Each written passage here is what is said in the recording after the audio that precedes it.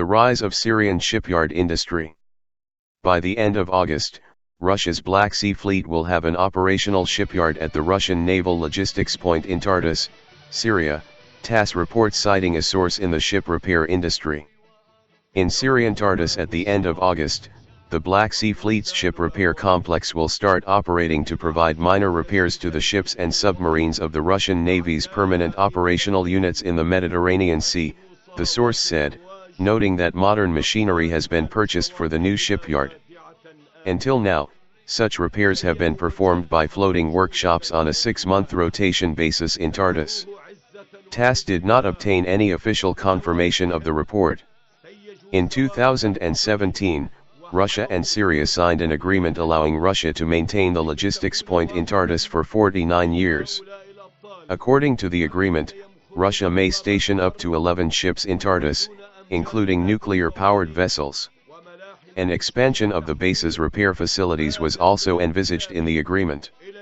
On Navy Day, July 28, a parade was held in Tartus, involving the diesel-electric submarine Stary Oskal, the frigate Admiral Grigorovich, the patrol vessel Pitlovy, the small missile boats Veliki Ustyug and Uglik, a floating ship repair workshop, a sea rescue tugboat, and anti-sabotage and patrol boats.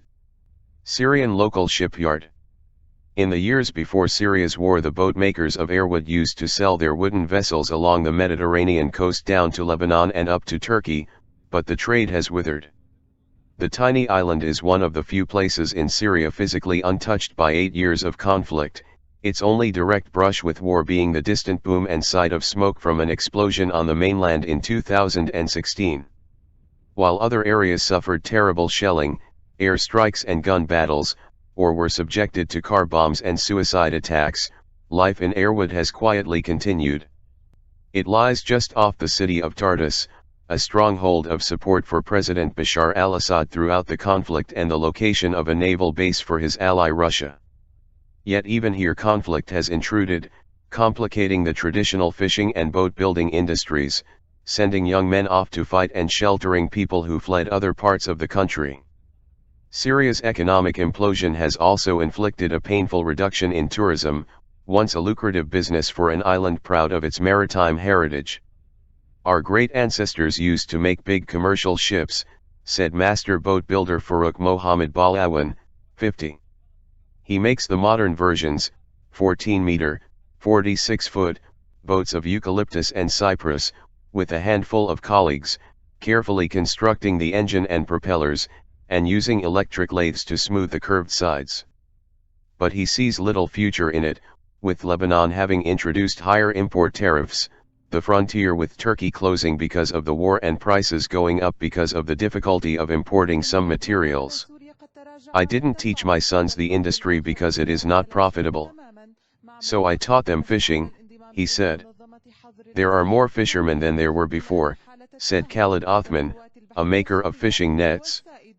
But there are fewer fish than before, partly because more people are ignoring the ban on fishing during a summer breeding season, he said. We did not feel the war. We felt the economic crisis, Othman said. 20 war dead. About 10,000 people live on Airwood, said Ali Najem, the head of the municipality, their daily needs met by the small boats that bring all food and other goods across from Tartus, a voyage of about 20 minutes. More than 20 islanders have been killed fighting in the war, and for several years people displaced by the fighting in Aleppo, where battles raged from 2012 to 16, lived on the island working in the construction trade. But the main way the island has been affected is through the fall in the number of visiting tourists, Najem said. Airwood was a popular destination for Syrians taking holidays at the coast in the days before the conflict. Restaurant owner Orway Mohammed Abu Bakr said some are starting to return.